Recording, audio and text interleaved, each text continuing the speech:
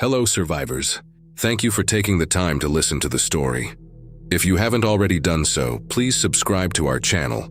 We appreciate it, and thank you in advance.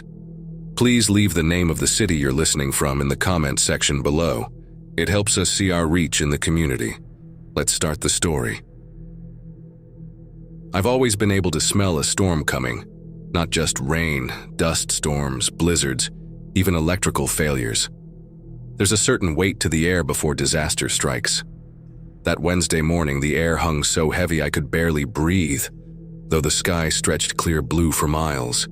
It was wrong in a way I couldn't name. Maverick sensed it too. My dun quarter horse has been with me for 8 years, reading my moods better than any human ever could. That morning, he wouldn't settle, pawing the ground outside the bunkhouse while I loaded supplies for fence mending in the north pasture. "Easy, Mav," I murmured, running a hand down his neck. His muscles twitched beneath my palm, skin quivering like he was being pestered by flies. But there weren't any. Just that heavy air and his rolling eyes, whites showing. I'm Jack Harmon, 34 years old and 15 years into working the Triple R Ranch outside Cottonwood Springs, Texas. Not the biggest spread, but good land. 5,000 acres of scrub, mesquite, and grass with 300 head of cattle. Been the foreman for 7 years now, since old man Radley's health started failing and his city-dwelling son couldn't be bothered to learn ranching. The ranch radio crackled to life as I finished packing. Usually it played classic country or farm reports, but the emergency broadcast tone blared instead, making Maverick sidestep nervously. "This is an emergency alert. Civil disturbance in progress in Cottonwood Springs. Citizens are advised to remain indoors. Avoid contact with agitated individuals. Emergency services are overwhelmed. Please stand by for further instructions." The message repeated twice before cutting to static. Civil disturbance in Cottonwood Springs? The town had maybe 2,000 people on a good day, half of them retirees. The worst disturbance we'd had in my time was when someone's prize bull got loose during the county fair 3 years back. I glanced at the supply levels in the bunkhouse. We were running low on essentials: coffee, flour, ammunition for the ranch rifles. I'd been planning a supply run at the end of the week, but that strange broadcast made me reconsider my timing. "Change of plans, Mav," I said, swapping out fence tools for my old Winchester lever action. A 30-30 passed down from my grandfather. "We're making a town run." The 12-mile ride to Cottonwood Springs normally takes about an hour at an easy trot. That day, we made it in 40 minutes, Maverick seeming as eager as I was to discover what was happening. As we crested the final hill overlooking town, I pulled him up short. Cottonwood Springs sprawled below, but something was clearly wrong. Even from a distance, I could see several vehicles haphazardly abandoned in the main street. Smoke rose from a building near the town center, Miller's Hardware it looked like. No fire trucks responded, no sirens wailed. "What in hell?" I murmured, and Maverick snorted, stamping a foreleg. I guided him down the hill at a walk, one hand resting on the Winchester's worn stock. Main Street was deserted except for those abandoned vehicles, doors hanging open, some still running. The smoke from Miller's had thickened, black clouds billowing skyward. As we passed the gas station at the edge of town, glass crunched under Maverick's hooves. The station's windows were shattered, the interior ransacked. Blood smeared the white-painted brick wall beside the door. That's when I heard it, a wet, gurgling moan that raised the hair on my neck. Came from behind the building. "Hello?" I called, drawing the Winchester. "Anyone hurt back there?" The moaning intensified, accompanied by shuffling footsteps. I dismounted, looping Maverick's reins around a post. "Stay," I commanded, though he was already frozen in place, ears pricked forward. Nostrils flared. I approached the corner of the building, rifle raised. "I'm armed," I warned. "Identify yourself." A figure lurched into view, Ed Parker, who ran the gas station for 20 years. Except it wasn't really Ed anymore. His throat had been torn open, a ragged hole exposing glistening cartilage. His clothes were soaked with blood, skin ashen gray. But most disturbing were his eyes, clouded over like a dead cow's, yet somehow tracking my movement with predatory focus. He shambled forward, arms outstretched, mouth working soundlessly. "Ed?" I backed away, rifle still trained on him. "Ed, you need medical attention." He lunged with surprising speed. Fingers grasping, I stumbled backward, nearly falling. Ed's mouth opened wider, teeth snapping. I'm not proud of what happened next. I shot my neighbor of 15 years right in the middle of his chest. The impact knocked him back, blood blooming across his stained shirt.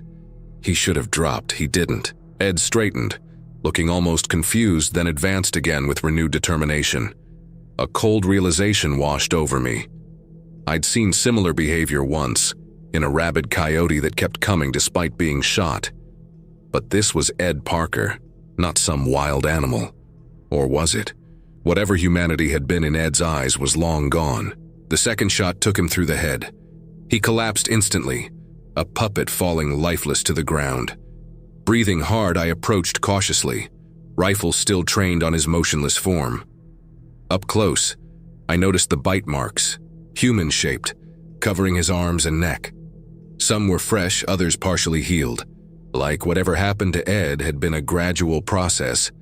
Maverick whinnied suddenly, the high-pitched sound of equine alarm. I spun to see 3 more figures emerging from Cottonwood's main street, moving with the same stiff-legged gait as Ed. I recognized Ruth Abernathy from the post office, though her floral dress was shredded and caked with dried blood. Next to her shambled Tom Wilson, our town doctor. Half his face had been torn away, exposing bone and teeth in a grotesque permanent grin. The third I couldn't place, just a mutilated corpse walking, impossibly, as though death was merely an inconvenience. I'd seen enough. Whatever civil disturbance was happening in Cottonwood Springs, it was far beyond anything the emergency broadcast had conveyed. I swung back onto Maverick, who needed no encouragement to turn and gallop away from town.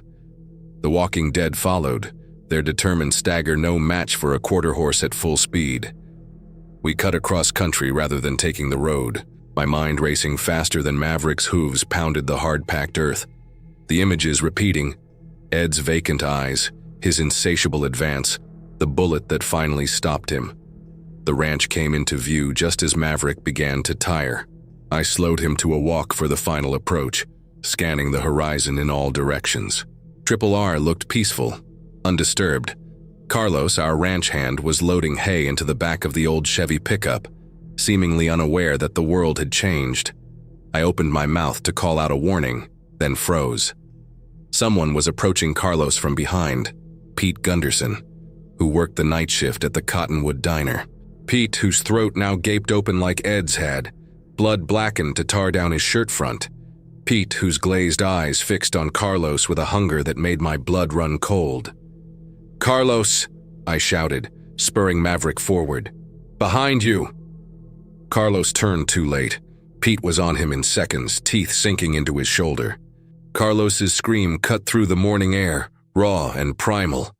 I fired 3 rapid shots, the Winchester's action working smoothly despite its age. The third caught Pete in the temple, and he collapsed atop a still screaming Carlos. By the time I reached them, Carlos was pale from blood loss, clutching his mangled shoulder. "Jack," he gasped. "What the hell was that? He bit me like an animal." I helped him to his feet, mind racing. If this was like rabies, then Carlos was infected. But he was also my friend of 10 years, a man I'd shared meals and stories with nearly every day. "Let's get you inside," I said, supporting his weight. "We need to clean that wound." As we stumbled toward the bunkhouse, I glanced back at Pete's corpse. His limbs twitched slightly, fingers curling and uncurling, though his head was half gone. Carlos followed my gaze. "Jack," he whispered, "what's happening?" "I don't know," I answered truthfully. "But I saw it in town, too.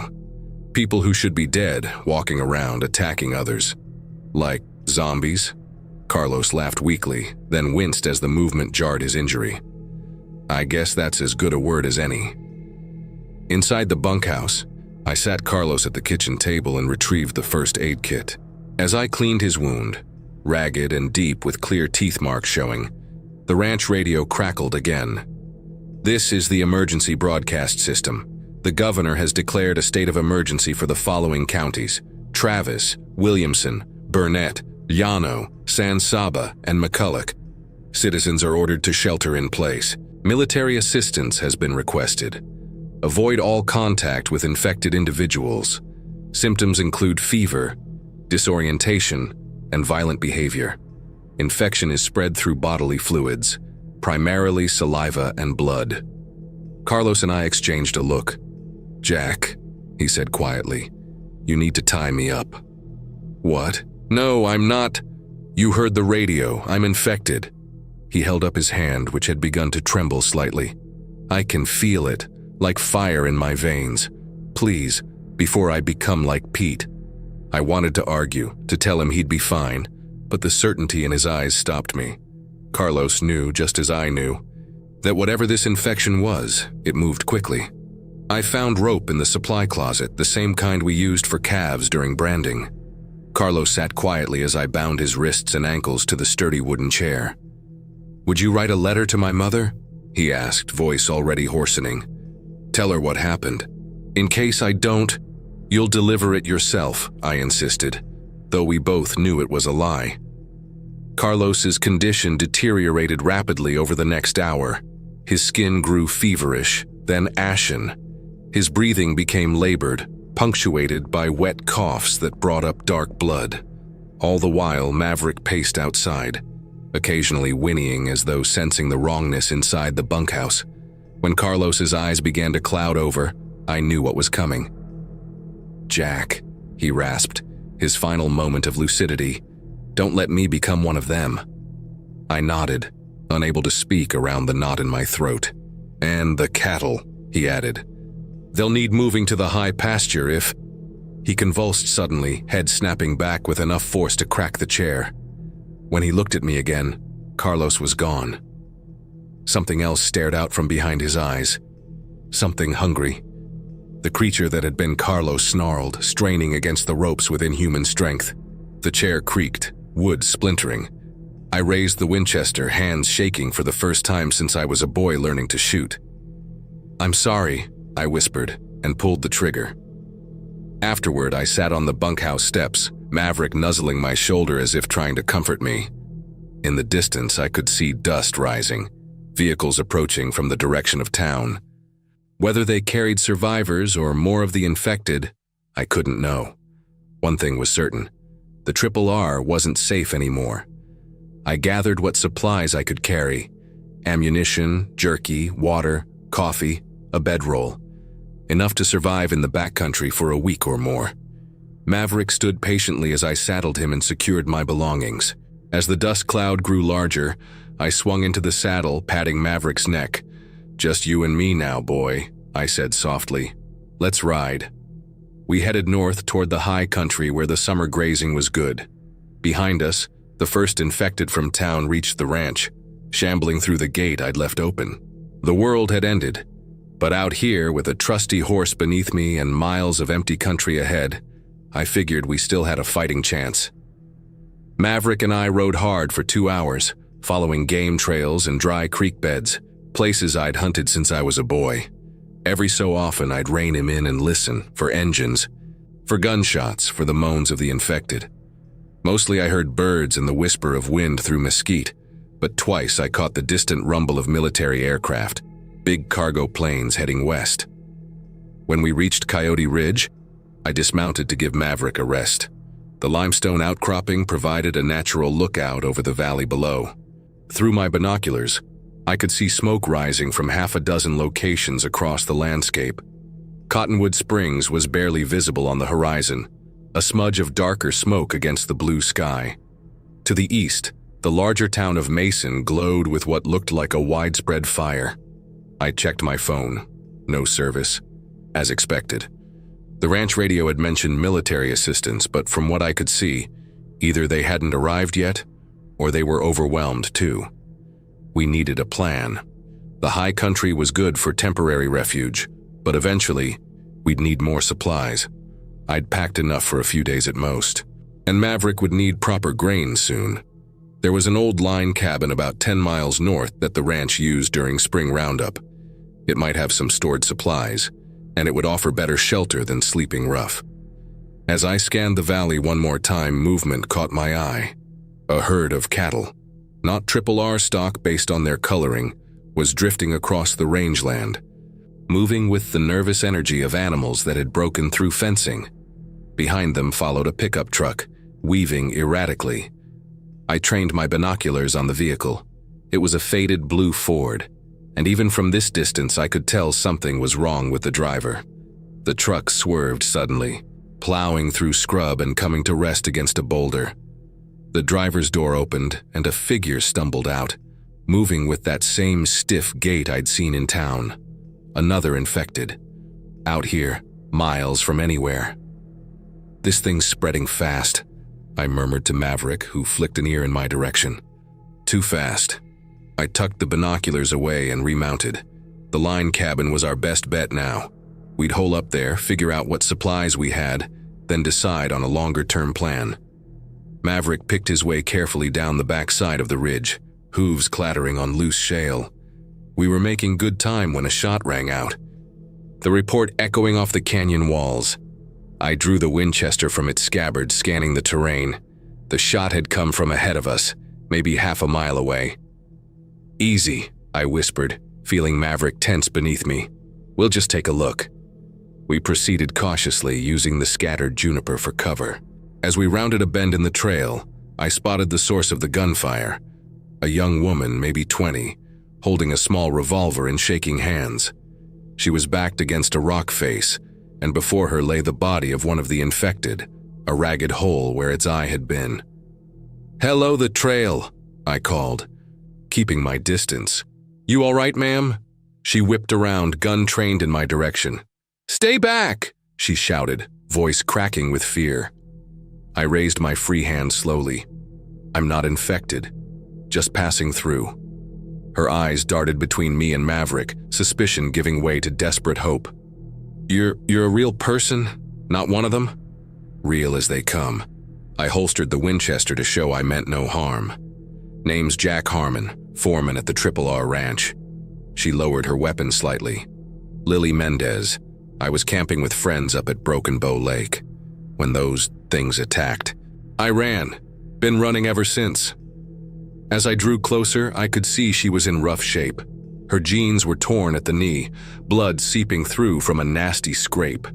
Exhaustion lined her face, and she clutched her left arm protectively against her chest. "Are you hurt?" I nodded toward her arm. "Besides the knee, I mean." "Sprained my wrist jumping down from a ledge." She gestured vaguely behind her. "It's been a hell of a day." "I imagine so." I dismounted, keeping a respectful distance. "When's the last time you had water?" "Yesterday evening." Her voice was hoarse from thirst. "Dropped my pack when one of those things grabbed at it." I pulled my canteen from Maverick's saddle and offered it to her. She hesitated only briefly before accepting it, drinking deeply. "Thank you," she gasped. Are there others like you? People fighting back?" "Don't know. Town's overrun. Ranch too, probably." I glanced at the body at her feet. "You handle yourself well." She followed my gaze. I got lucky. It was stuck in some brush. If it had been moving full speed. She shuddered. "I'm heading to a line cabin about 3 miles from here," I said. "Has supplies, shelter. You're welcome to join me if you want." Relief washed over her face. "I'd appreciate that." With some difficulty, I helped her mount behind me on Maverick. He snorted at the extra weight but didn't protest otherwise. Lily held onto my belt as we rode, keeping a careful distance, the caution of someone who'd seen what happened when people got too close in this new world. As we traveled, she told me about the attack at the lake. It had been midnight when the first infected arrived, a park ranger with his throat torn out, followed by a family whose camping trip had turned into a nightmare. Lily and her friends had tried to help at first, thinking it was some kind of medical emergency. By dawn, 3 of her 5 companions were dead or turned. She'd been running ever since. The line cabin appeared ahead just as the sun began its descent toward the western ridge. It wasn't much. A one-room structure of rough-hewn logs with a small covered porch and a corral for horses. But right then, it looked like the finest hotel in Texas. "Stay mounted," I instructed, drawing the Winchester again. "Let me clear it first." The cabin door was locked with a simple padlock, which I opened with the key from my keyring. Inside, dusty sunlight filtered through the grimy windows, illuminating a simple space: 2 cots against opposite walls, a wood stove with a stack of firewood beside it, and a small table with 2 chairs. Shelves lined the back wall, stocked with canned goods and other supplies. Most importantly, it was empty. "All clear," I called, returning to help Lily dismount. She swayed slightly as her feet touched the ground, exhaustion finally catching up to her. I steadied her with a hand on her elbow. "Thank you," she murmured, then straightened with visible effort. "I can help with your horse." "Rest," I said firmly. "I'll see to Maverick and bring in supplies. Then we'll take a look at that wrist." For once, Lily didn't argue. I unsaddled Maverick and rubbed him down with a handful of dry grass, talking to him all the while. He'd earned a proper rest and the half-bag of grain I found in the storage shed adjacent to the cabin. After filling his water trough from the hand pump, I left him contentedly munching in the corral. Inside, Lily had already taken stock of our supplies. "Not bad," she said, gesturing to the shelves. "Beans, corn, canned beef, some coffee, thank God. Matches, lantern oil, first aid kit. Triple R keeps all the line cabins stocked," I explained, setting my saddlebags on the table. "Never know when you might get caught out in bad weather during roundup." I added my jerky and coffee to the supplies, then filled a basin with water from the hand pump to clean Lily's scraped knee. The first aid kit yielded antiseptic, which she applied with a hiss of pain, and clean bandages. As dusk fell, I lit the lantern and built a small fire in the wood stove. The temperature was dropping, the desert night already leaching away the day's heat. I heated a can of beef stew on the stove and divided it between 2 enamel bowls I found on the shelf. I secured the corral gate and returned to the cabin, barring the door behind me. Lily had laid out the bedrolls on the cots and was examining a tattered map she'd found on a shelf. "There's a ranger station about 15 miles northeast of here," she said, tracing a route with her finger. "Might have a radio, supplies. Might also be overrun," I pointed out, settling into one of the chairs. "Like everything else." She sighed, rubbing her injured wrist. "We can't stay here forever, Jack." "I know, but rushing out half-cocked will just get us killed." I pulled out my pocket watch, another inheritance from my grandfather along with the Winchester. "Let's get some sleep. Things might look clearer in the morning." We took turns standing watch that night, 3 hours on, 3 off. During my shift, I cataloged our supplies more thoroughly and cleaned the Winchester. The cabin had a small stock of ammunition, including 30 rounds that fit my rifle and some .38 special that worked in Lily's revolver. Not enough for prolonged fighting, but better than nothing. My thoughts kept returning to Carlos, to the ranch, to the life I'd known just hours ago. It seemed impossible that everything could change so quickly, yet here we were. Around 4 in the morning during Lily's watch, I was awakened by Maverick's distressed whinny. I bolted upright, reaching for the Winchester. "Something's spooking your horse," Lily whispered, peering through a crack in the shutters. "I can't see anything out there." I joined her at the window, straining to see in the pre-dawn darkness. The moon had set, leaving only starlight to illuminate the landscape. Maverick paced the corral nervously, ears pricked forward, muscles tense beneath his dun coat. Then I caught it. A shadow moving among shadows, approaching the cabin from downhill. Then another, and another. "Infected," I murmured. "At least 3 of them." "How did they find us?" Lily's voice was barely audible. "Don't know. Maybe they followed your trail from earlier, or maybe they're just wandering." I checked the Winchester's action. Either way, they're here now. One of the shadows broke from the group, lurching toward the corral. Maverick reared, striking out with his hooves. The infected fell back momentarily, then advanced again, driven by blind hunger. "They're after Maverick," I hissed, moving toward the door. Lily caught my arm. "You can't go out there, there's too many." "I'm not leaving him." I shook free of her grip. "He's the only friend I've got left." Before she could object further, I slipped through the door, staying low on the porch. The infected hadn't noticed me yet, their focus entirely on Maverick, who continued to evade them in the corral. I recognized one of them in the dim light, Frank Tillman, who'd delivered mail in Cottonwood Springs for decades. The others were strangers, possibly campers like Lily's friends. Taking careful aim, I dropped Frank with a shot to the head. The rifle's report shattered the night's stillness. The remaining infected turned toward me, momentarily distracted from Maverick. That's when I realized my mistake. The gunshot hadn't just alerted these infected, it had drawn more. Shadowy figures emerged from the tree line, at least a dozen of them, all moving with that distinctive shambling gait. "Jack!" Lily called from the doorway. "Get back inside!" I backed toward the cabin, firing twice more. 2 more infected dropped, but the rest kept coming. I had maybe 15 rounds left in the Winchester, not enough. As I reached the porch, Maverick's frantic whinnying intensified. The corral gate shuddered as infected threw themselves against it, wood splintering under their relentless assault. "The gate won't hold," I told Lily as I re-entered the cabin. "They'll get to Maverick." She pressed her lips into a thin line, then grabbed her revolver. "We'll draw them away.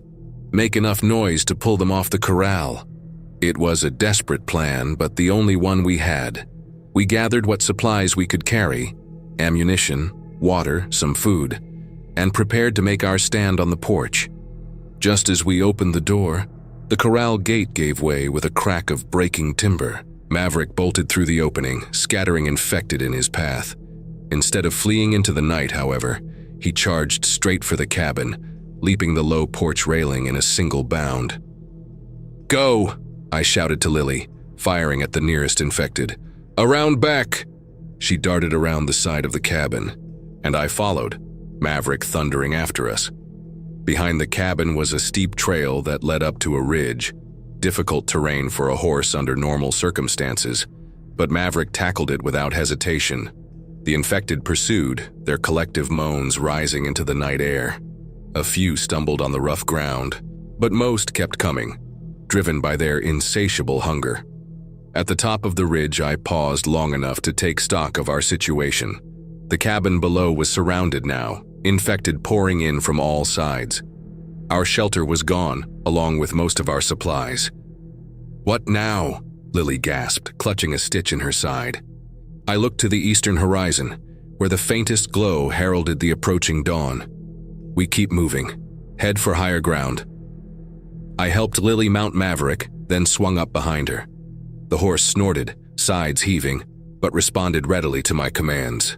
We set off along the ridgeline, putting distance between ourselves and the horde below.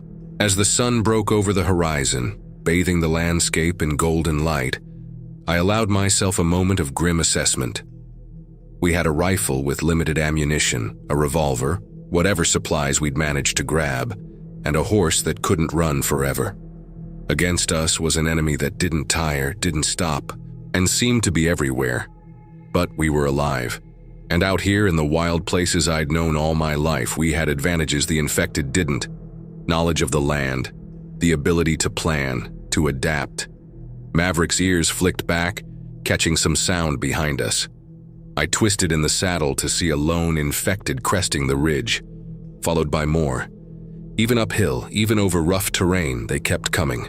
"Hold on," I told Lily, nudging Maverick into a trot. The horse responded gamely, picking his way along the narrow trail with the sure-footedness that had made him a prized cutting horse back when the world made sense. We rode in silence for a time, conserving Maverick's strength, listening for pursuit.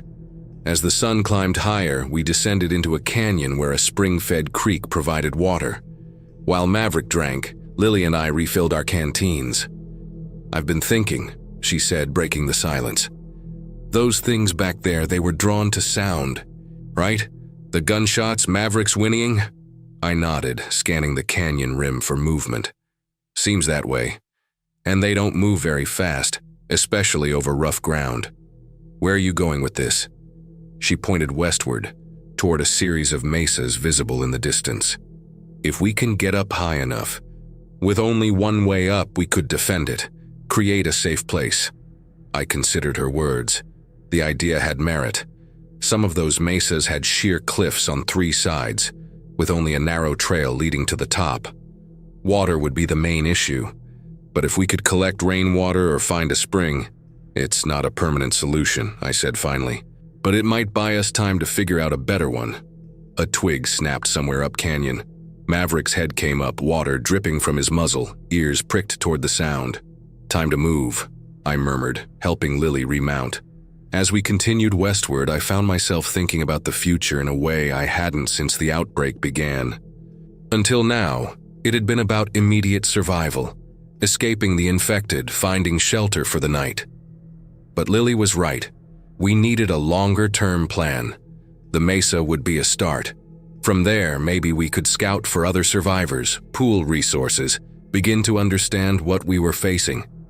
Maverick stumbled slightly, recovering quickly but with a noticeable tremor in his right foreleg. The hard riding was taking its toll. "We need to rest him," I said, patting his neck. "There's a box canyon ahead.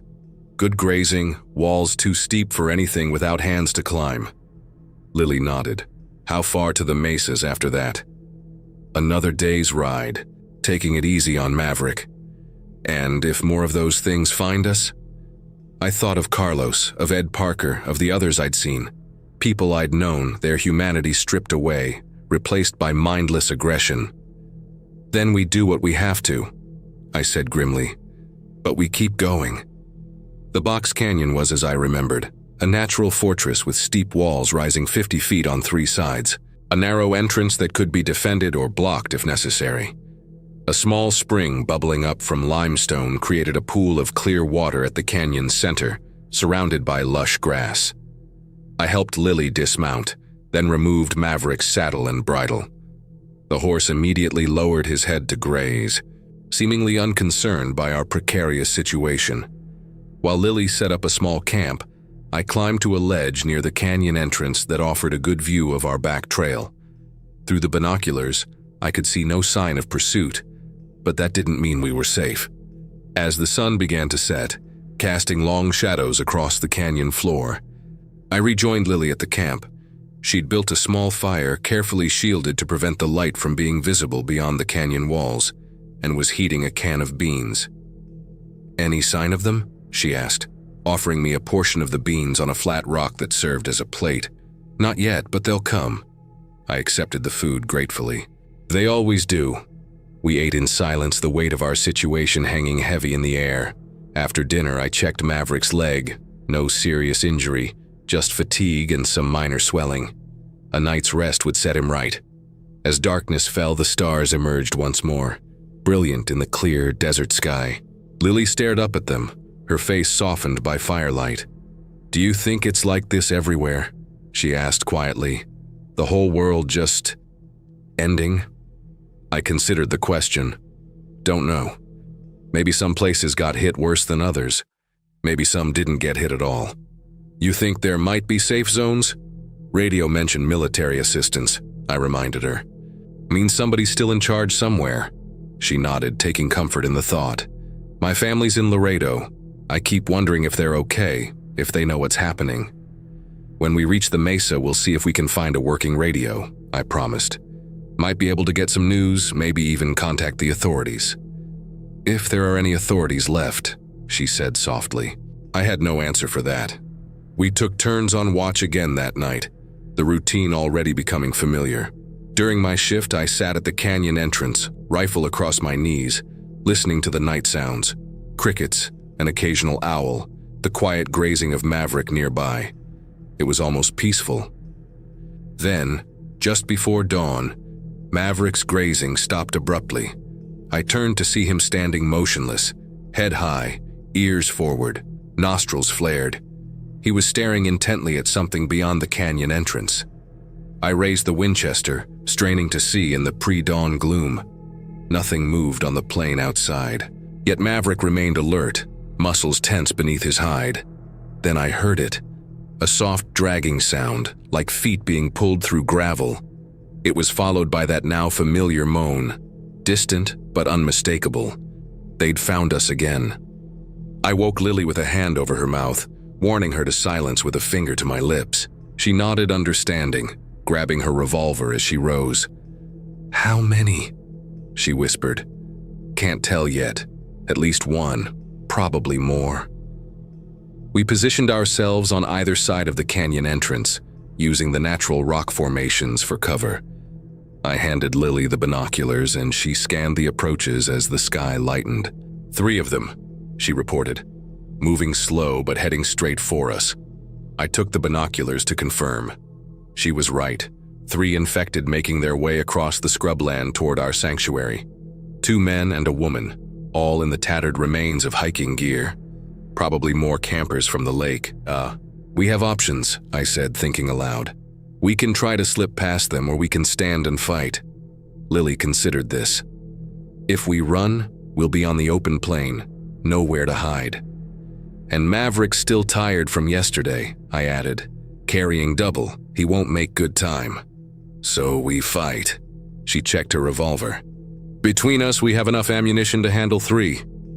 I nodded agreement. "Let's bring them in close, make the shots count." We retreated deeper into the canyon, positioning ourselves behind boulders near the spring. Maverick sensed our tension and moved to the far end of the canyon, eyes fixed on the entrance. The wait was excruciating. The infected moved with terrible inevitability. They would find us, they always did. The first one appeared at the canyon entrance, a man in his 40s with a ranger's uniform hanging in tatters from his frame. Behind him came the others, a younger man with a climbing harness still attached to his belt, and a woman whose blonde hair was matted with dried blood. They shambled forward, drawn by our scent or some other sense we couldn't understand. When they were about 20 yards away, I nodded to Lily. Our shots rang out simultaneously, echoing off the canyon walls. The ranger and the climber dropped instantly, bullets finding their mark. The woman, however, continued forward, Lily's shot having only grazed her shoulder. I aimed carefully and fired again. The woman collapsed, half her face gone. The silence that followed was profound, broken only by the gentle bubbling of the spring and the distant call of a hawk. "We should move," Lily said after a moment. "The shots will draw more." She was right. We quickly packed our meager supplies and saddled Maverick, who eyed the bodies warily as we led him past. Outside the canyon, the plain stretched before us, golden in the morning light. The mesas rose in the distance, their flat tops like islands in a sea of desert scrub. Our destination. As we rode, I found myself thinking about Carlos again, about his final lucid words. "Don't let me become one of them."